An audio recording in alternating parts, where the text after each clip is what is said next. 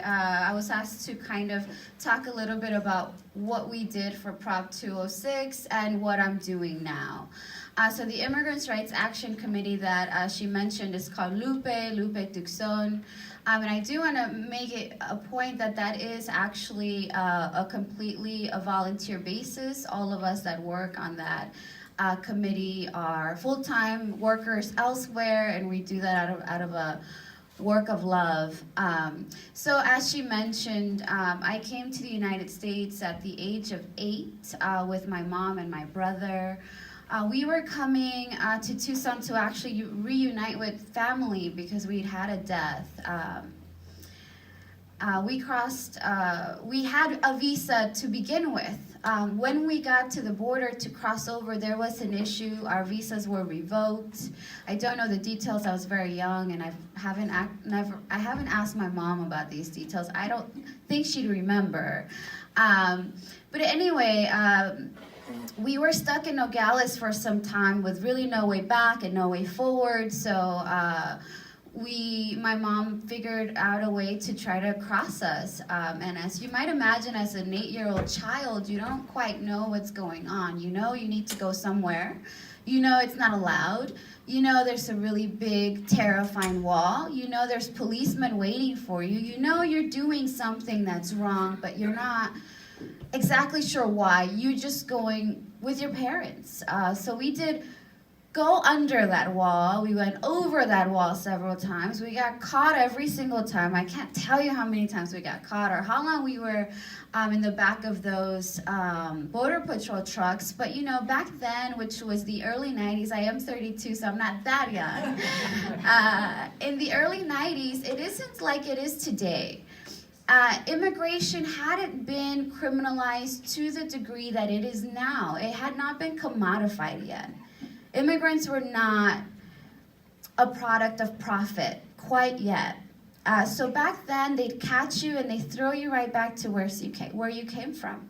Now that's not the case. Had we been caught at that time, my mom would have been detained. We would have been also detained. There would have been a big possibility that my mom would have been taken to Operation Streamline, given no representation whatsoever, and she would have had to serve a minimum sentence because that's basically all that happens. Has anybody been to Operation Streamline? Oh, that's great. It's quite shocking, right? People are lined up in there and convicted one right after the other with really no choice to fill a bed, most likely in a for-profit detention center. So eventually we did make it. Oddly enough, you know how we got through, my mom said, you know what, just learn how to say U.S. citizen. So for half a day, my brother and I came here with my brother, who is just a year younger than I.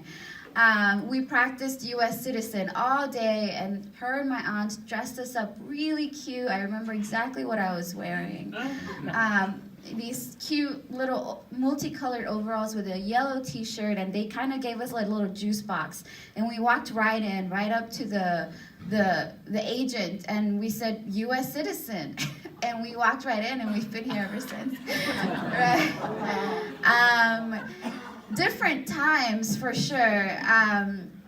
So we lived undocumented in the south side of Tucson, so not in South Tucson, but in the south side of Tucson for quite some time. And I'm sure you all have heard the story of what it's like to be undocumented, and it really is like that. It really is living in the shadows, and the invisibility and the silence that you learn as a child from something like that is kind of something that doesn't really ever leave you. And it's been something that I still have to deal with once in a while. I wonder, wow, people actually listen to me. That's interesting. But eventually we did become documented. I just filed for my citizenship about a month ago. Yay. Yes, which was fun. I don't know if any of you saw online the whole fiasco with Cup It Up American Grill, and I was given the full benefit of having closed it down on my own. So there was a lot of crazy people out there sending me messages and threatening me, and calling ICE and doing all sorts of things to try to get me deported and calling me a terrorist. So a friend of mine, a community member, actually started a GoFundMe page. And we were able to get all the fees covered and paid. In less than 2 days, we raised $2,000 from the community, and I was able to apply to become a citizen finally. So that's a little bit about myself. I eventually graduated high school and started attending the University of Arizona. That's, of course, after attending Pima. I got my Associate of Science at Pima Community College, and then I transferred over to the U of A, and I am a neuroscience major. Actually, I had no plan to ever become politically involved or an organizer of any kind. I wanted to be a doctor. So I'm actually about 3 credits away from getting my bachelor's degree. I will be the first person in my entire family to have a degree. Again, neuroscience with a philosophy of mind, because I love reading philosophy. And unfortunately for me, I left my last semester to work on the minimum wage campaign. It's been quite difficult to go back. Give me 1 second.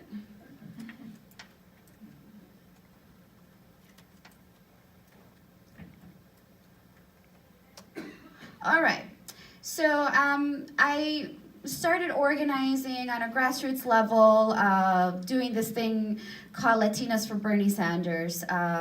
You know, Bernie Sanders, for me, his platform was huge for my family. Poverty, immigration. My mom lost her house when the housing market crashed through no fault of her own. My aunt, too. I had to see these women that worked harder than anybody I've ever known work, and finally get these homes for themselves after we lived in the worst of places, and then see them lose everything through no fault of their own. So, and then at college, right, I have massive debt because I couldn't afford to pay tuition, neither could my family. Therefore, I needed to get loans to afford going to the University of Arizona. My tuition at the University of Arizona is at least $14,000 just for tuition, not books, not parking, not food, not anything else. So loans were something that I had to get. I still worked full time while I put myself through school.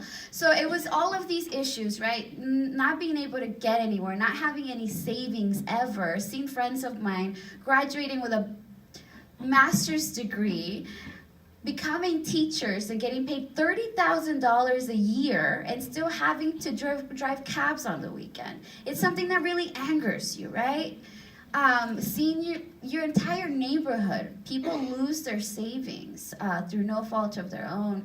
So the Bernie Sanders campaign to me was less Bernie Sanders, more issues. And those issues spoke directly to me and the issues that affected my family. Immigration reform was a really big one. My brother that came with me was eventually charged with a drug possession. Now, drug possession, if you're an immigrant of any kind, is basically a nail in your coffin.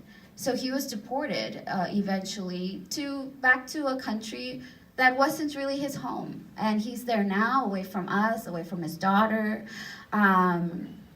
And he was sent to prison, and he still has a lot of issues because he left prison institutionalized. So he has a lot of issues that he's dealing with now because of that. So that campaign turned into Latinas for Bernie Sanders for me, and it was something that I had no idea what I was doing. I just thought, let me get involved, let me register some people, let me go talk to some of my community members and get them, get their opinion, see how they're doing, get them to vote. I was a big optimist back then. And that kind of spiraled into something beautiful. A lot of women and men joined this little coalition that we had. We raised money. We registered over 1,000 voters at the U of A and on the south side of Tucson.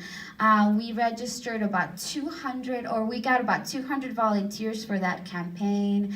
people that I know there that I met through that, Latinos for Bernie Sanders, are now doing some amazing things out in the community. We have so many of you know Amanda from Lucha. She actually spawned out of Latinos for Bernie Sanders, just like myself, and a lot of women out there that are doing some great things, even on a national level. So from that, eventually I was approached by the Prop 206 campaign, and at that point I was a bar manager in Prop 206. Tomas came, messaged me, emailed me, and we sat down, and he asked me to be the face of this minimum wage campaign, and I thought, are you nuts? I've never done anything like this before. You should see my room, right? Like, I honestly, I didn't know if I could do it. And at that point, again, everything I had done had been on my own free time. I'd never been paid for anything. But I think because of that reputation that I got of really, really putting my money where my mouth is and working endlessly with a vision and nothing else, really, you know, reached the ears of these people in Phoenix, and here we have Prop 206. So I accepted the job eventually. I took all of my Latinos for Bernie ladies and I hired them, gave them full-time jobs, Amanda Villa being one of them.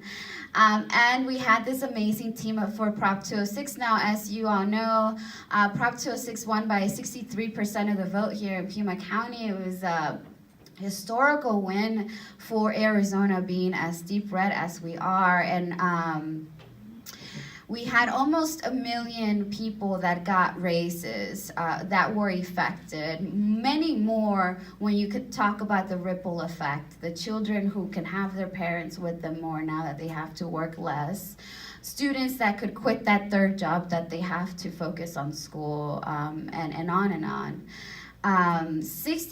Actually this number is wrong. 62% of the people that were directly affected by this campaign were actually people of color.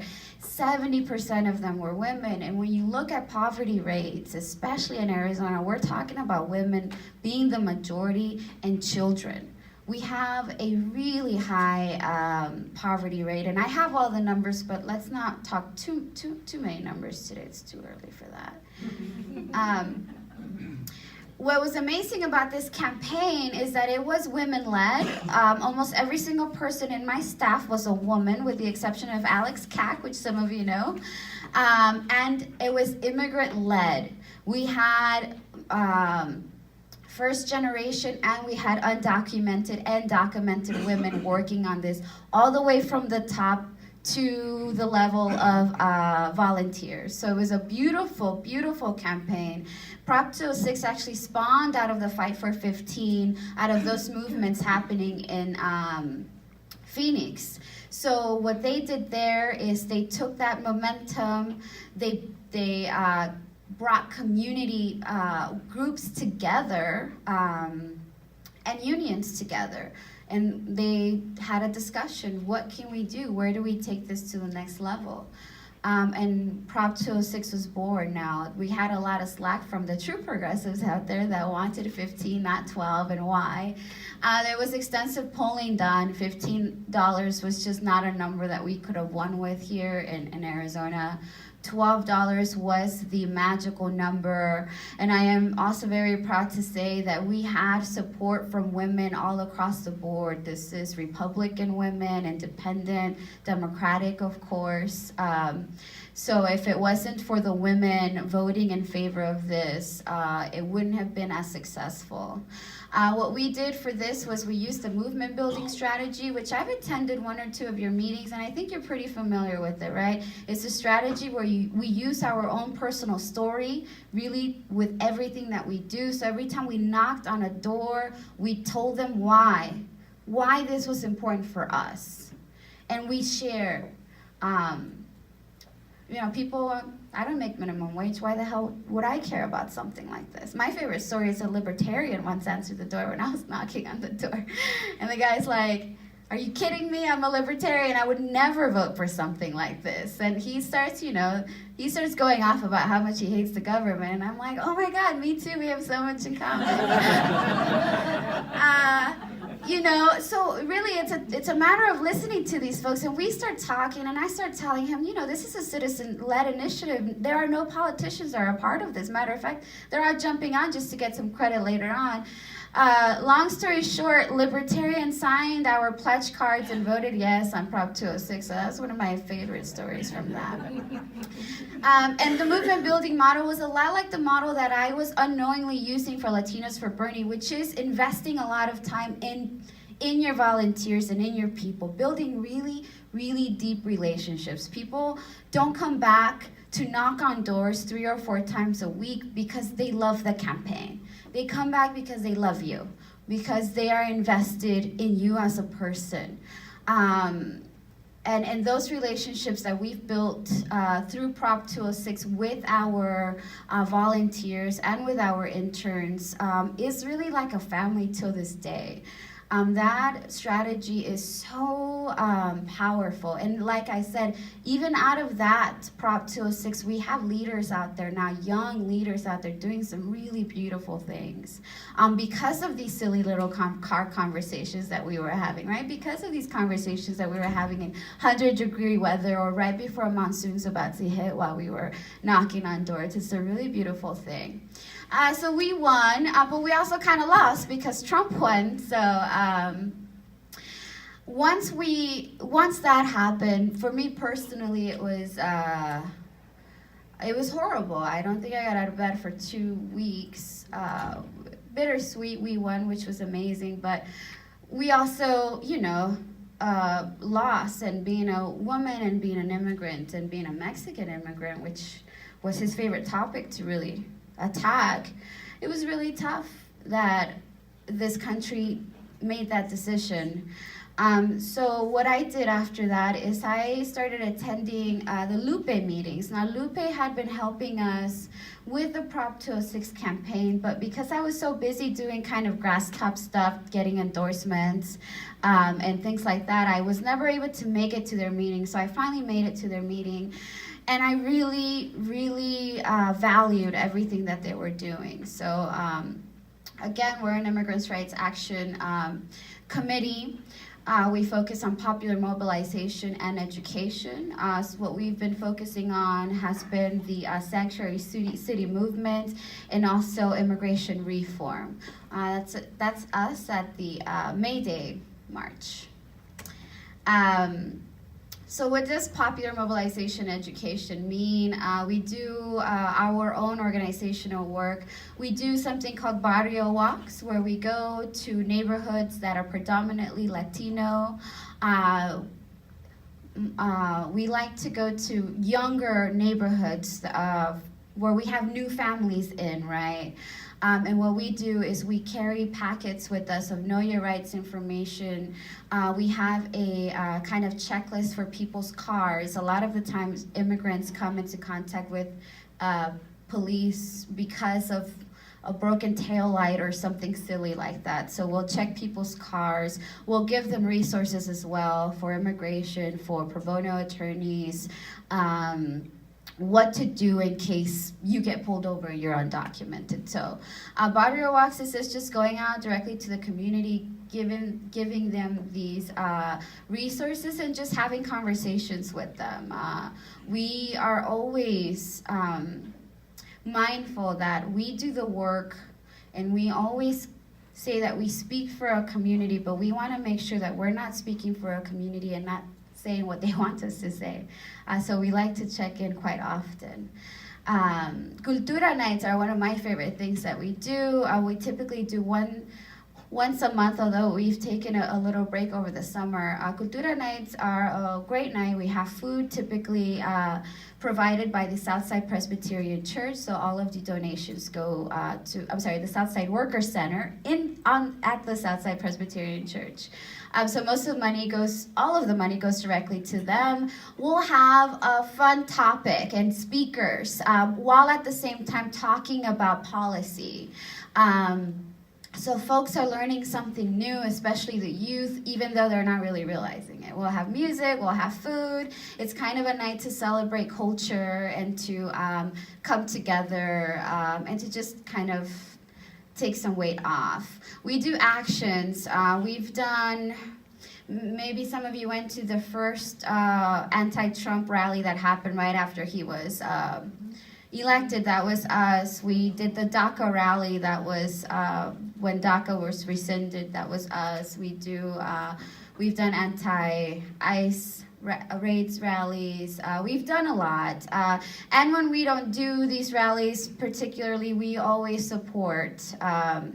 We've done campaigns, so we are working on the municipal ID campaign here in Tucson. We worked closely with Prop 204, with Strong Start Tucson. We do a TV show called Adelante Tucson as well, that is on public TV on Creative Tucson. You can find it at creativetucson.org, where we do a political analysis. And we do forums. We all go and speak at many things. We provide workshops for things like Border Links, for groups like Border Links, for groups just like as yourselves.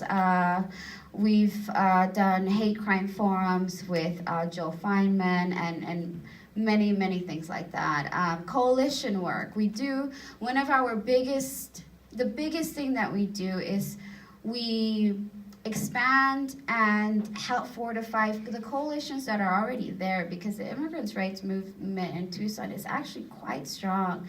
The undocumented community is extremely organized. They really are. I hear some folks go, they're not involved at all. And I'm like, no, they're just not involved with you, but they're really involved. Trust me. So this means that we are constantly in communication, and we have a member of Lupe at any of these meetings at any particular time, especially in immigrant-led spaces. So rapid response is something that we did as a coalition. Gosh, I should have brought cards. I'll bring them next time. Rapid response is a thing that we have. It's a hotline that a person can call, an undocumented person can call anytime they're having any interaction with police or border patrol, especially in instances of raids. They call this number, and given the circumstance, if it applies, we send out a mass text for observers. Observers will show up to the location that the person is being detained for many reasons. A lot of people get picked up by Border Patrol and they just disappear. We don't have names, they don't get lawyers, they get deported, and their family and their worker and their employers or people don't know what happens to them. They just go away. So a big reason is we get their name, we get their birthday, we have representation for them because we work very closely with the ACLU. And then we raise the money to get them out of detention and move the process forward from there. So the rapid response is a beautiful network that begins from protecting their rights, making sure their rights are not violated by having people there. And by the way, the people that are there have been trained. We have trainings about once a month of what it means to be a legal observer, right? What do you do? What can you do? Can you record? Can you not? Can you talk to the police? Can you talk to them while the police is apprehending them? All of these issues we go through. Municipal ID, the Todo Tucson ID campaign, I would encourage you all to look them up on Facebook and like them and maybe get involved with their meetings. They have a meeting about once a month. And why a municipal ID is important for undocumented and queer and homeless and trans people and even people that leave abusive households, right? You can't even imagine this. Your child is sick. They call you, he's in second grade, you don't have a state ID because you're undocumented. You can't pick up your child from school. You can't do very basic things without an ID. And if you're undocumented, you don't get an ID. You just don't. And another reason, with SB 1070, they are supposed to go through a list, right? One of those things is a person must provide a valid ID. And that should halt the process of you then going, are you documented, are you not? Let me call Border Patrol and ICE. So a municipal ID would halt the process of deportation. And, you know, it also will allow houseless folks to be able to do all sorts of things that they can't do now. So the municipal ID isn't just for undocumented people now. One of the questions with municipal ID is, well, wouldn't you showing a municipal ID tell the police that you're undocumented? So the hope would be that everybody would get a municipal ID. So some cities use a municipal ID for bus passes, they use them for discounts at stores, they use them for all sorts of local, city-wide things. That way it encourages everyone to get one, and everyone has one. So there's a more equal slate of folks under a municipal ID. Again, ACLU collaboration, Lupe works very closely with them on issues of immigration and police violence. Labor collaboration, I am also an organizer with the local Jobs with Justice. That's been a volunteer chapter for 27 years.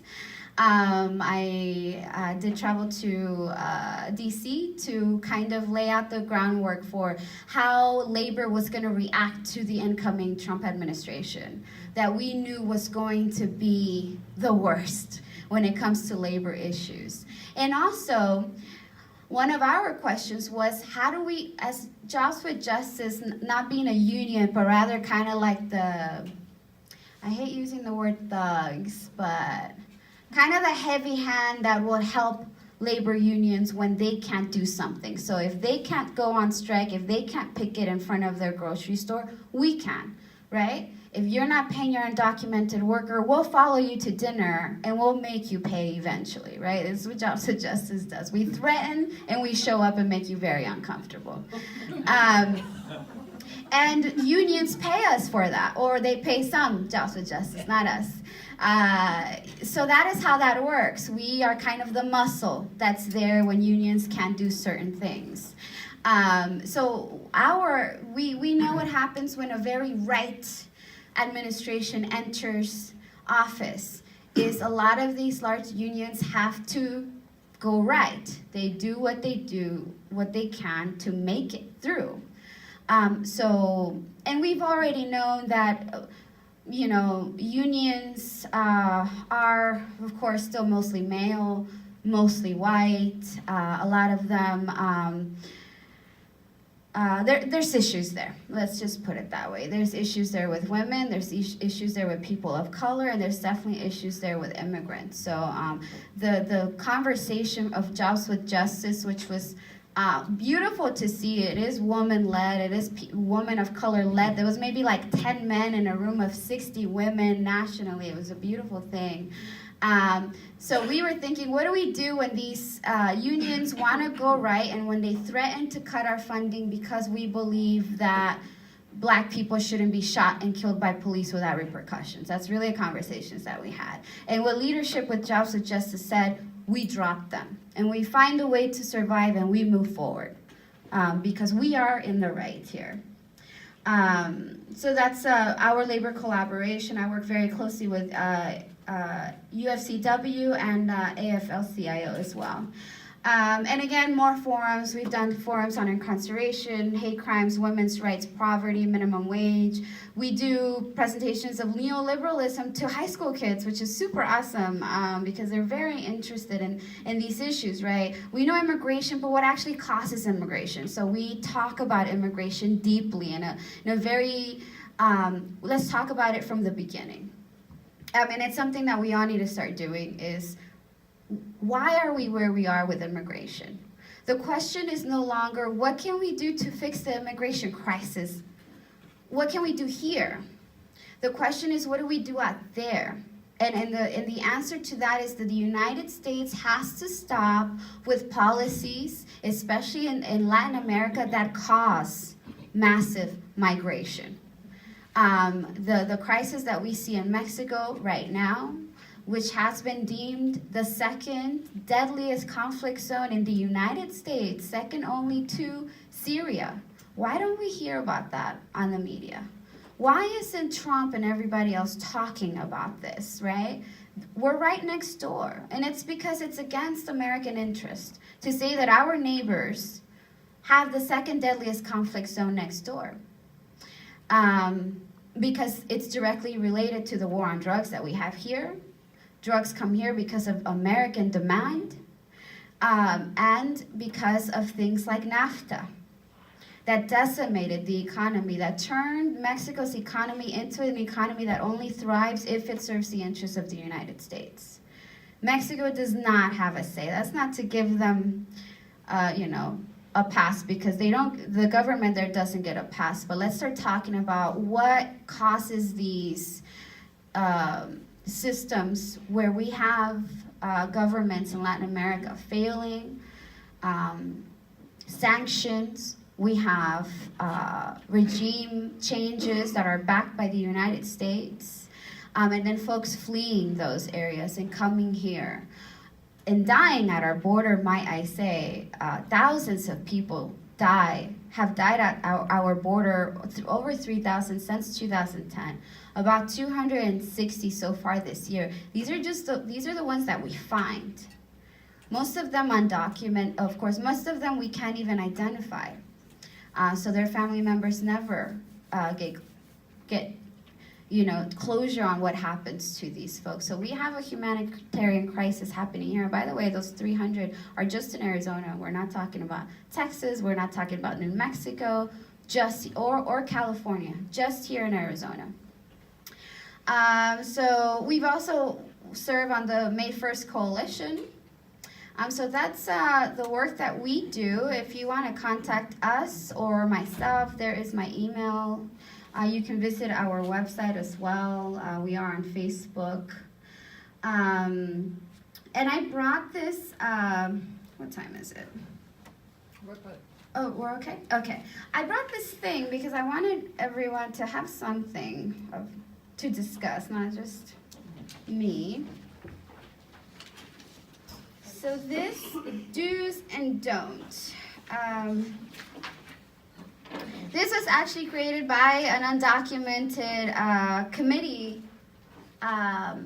here in Tucson on ways to talk about immigration, especially dreamers. That's a big thing right now. We want a Clean Dream Act. So the conversation has shifted. If we all have seen the undocumented and the documented youth, they're angry, they're pissed.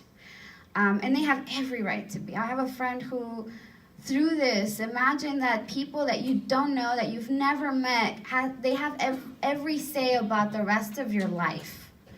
This woman is the most wonderful woman, does everything for everyone else, doesn't miss a meeting in the community, and she doesn't even know if she'll be able to have a job in her future, have a driver's license. Will she have to go back underground and have to go back to serving tables?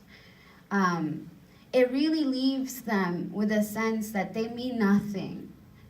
And seeing her go through something like that is horrible. So we got together, we listened, and this is what these undocumented people and youth, what they want the conversation to be.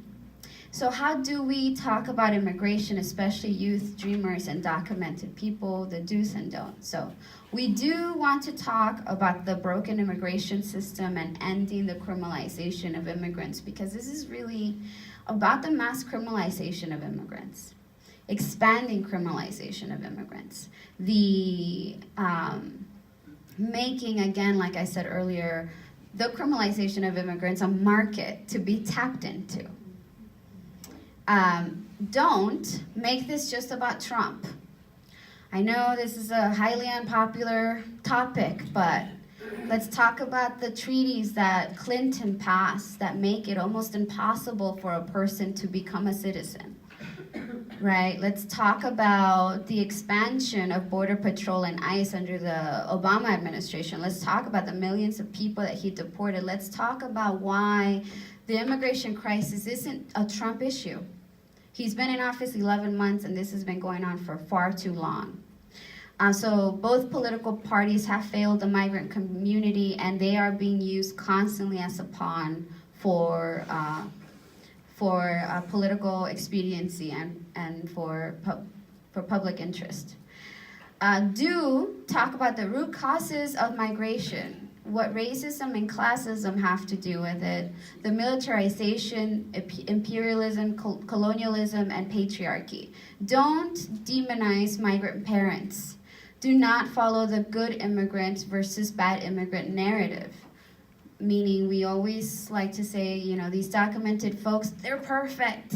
And it really sucks to have to be that perfect because most of us are very mediocre and we have papers. Just imagine having to be pristine and a straight A student and in a college and in Ivy League for you to be acceptable to American people. Most of us, you know, most normal American friends of mine can't even make it out of their bachelor's degree at this point. Again, don't just talk about the 800,000 DACA recipients. The conversation now has shifted to, we're talking about 11.5 million undocumented people. That's an entire nation within a nation there, right? That's a lot of people. A lot of people. They are everywhere. Don't just talk about the DREAM Act and undocumented truth, or make it about economic contributions. Again, they're tax paying, they're this, they're that, they're people.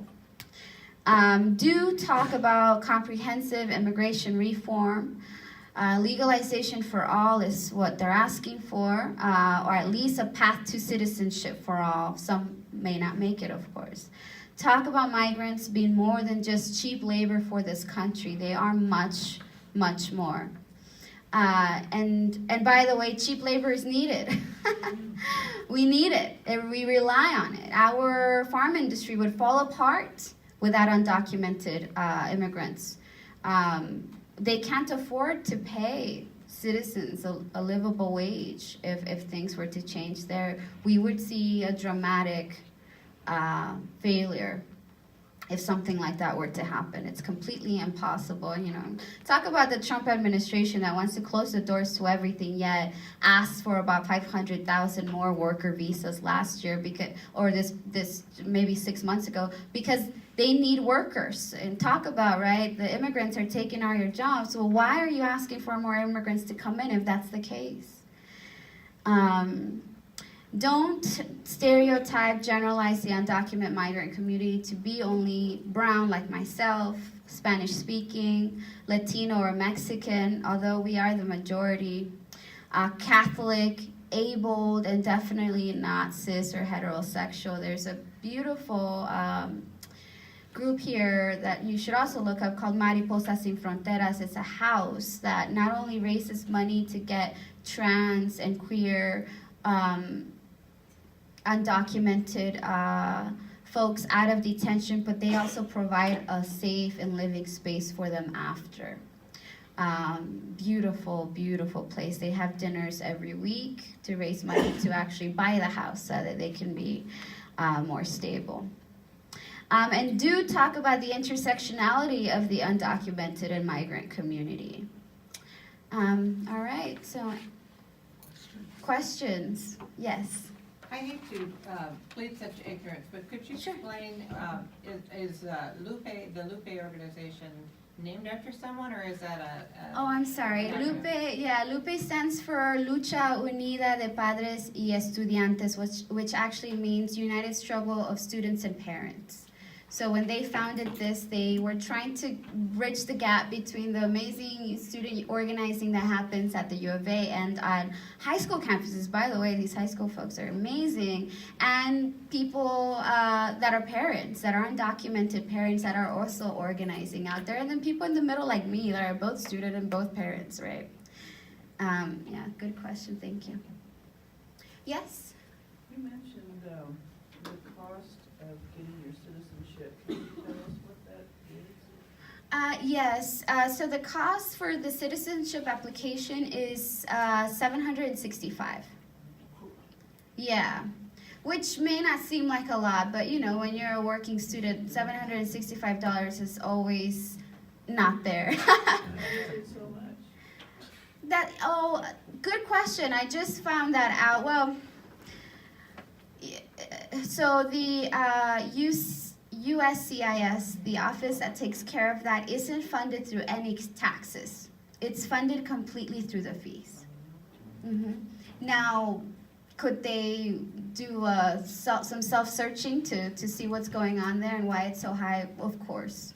That's way too high. It's very high. They do, however, if you are, if you meet certain criteria, they could waive the fee, but the criteria is very tough to meet, and I hear that you almost never get that. And that's just the fee to turn it in, right? If you're someone like me that does political work, or if you've ever had a ticket or something in your life, any reason as to why they might deny you, you do want to have an attorney. So I have an attorney, thanks to Linda Laird, who most of you know, who is a loving mentor to me. She actually hired an attorney for me. You shouldn't have to do that. Right. What is the average time that it takes to become a citizen? Well, you have to be a permanent resident first. And then how do you become a permanent resident? That's tricky too. And it can be all sorts of ways, right? You can have married a citizen, or applied for a visa while you're in your country, and then come here, and through the visa, it depends.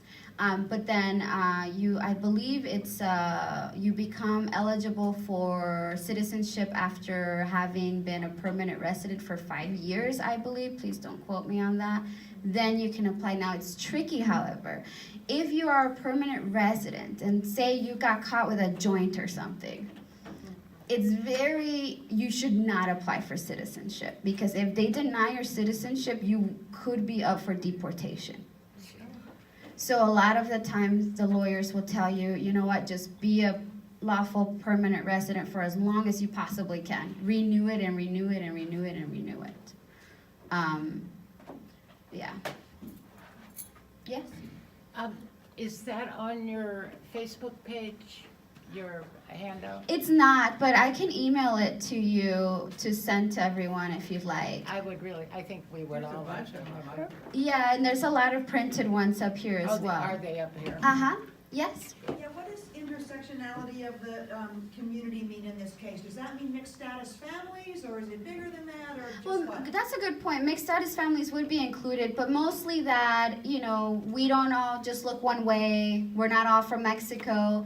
There are a lot of trans, queer, black immigrants, undocumented immigrants, just to keep that in mind, which is something that even the immigrant community has to work on. Yes? Could you comment on the process you took from being undocumented to becoming documented? For me, it wasn't much of a process. My mom actually eventually married my stepdad, and he was a citizen, and he was actually in the process of adopting my brother and I when he passed away. So he wasn't able to adopt us all the way, which is why we ended with just the lawful permanent status for so long rather than citizenship. Is that the green card then? That's the green card. Yep, lawful permanent resident is what a green card is. Yes? Can people who already have an ID apply for the municipal ID? Yes. Yeah. Now, again, this is very much still a campaign. We want to push the city council and the mayor to pass it. Their biggest holdup is, of course, funding. What we've seen is it's going to cost the city probably, it would cost the person about $5 to $7 to get the ID, but the numbers that we've seen coming out of the city is that it would cost the city about $23 per ID. So, as you know, we couldn't balance a budget if it landed on our head. So we would need to, one, find a revenue for it, and then also fix the problem of how do we protect that information, which is the biggest problem. Again, other cities have done this, so it's not impossible. Big cities have done this. Phoenix has passed it. They passed it. It's there. They are just now working on what is the safest way to keep this information. What kind of entity wouldn't be able to be infiltrated by the federal government or summoned for that information? And so your goal would be that this room of people would get a municipal ID? Yes, that would be great. Yeah. Yes. One more question. Oh, one more. Any more questions? Yes. Could you mention the name of the last organization you mentioned again, the one that supports trans? Oh yes, Mariposas Sin Fronteras. My gosh, they do some amazing work. So they've been a different group, kind of makes dinner or buys dinner. They host it at their house, and you show up and have dinner and meet everyone, and donate whatever money you can for the dinner. The suggested donation is about $10, but no one is turned away if they cannot afford it or do not have money. And all of that money goes directly towards them purchasing their home. I believe so far they've raised about $30,000. Yeah, Okay. thanks. And I think that's it. Well, thank you all so much.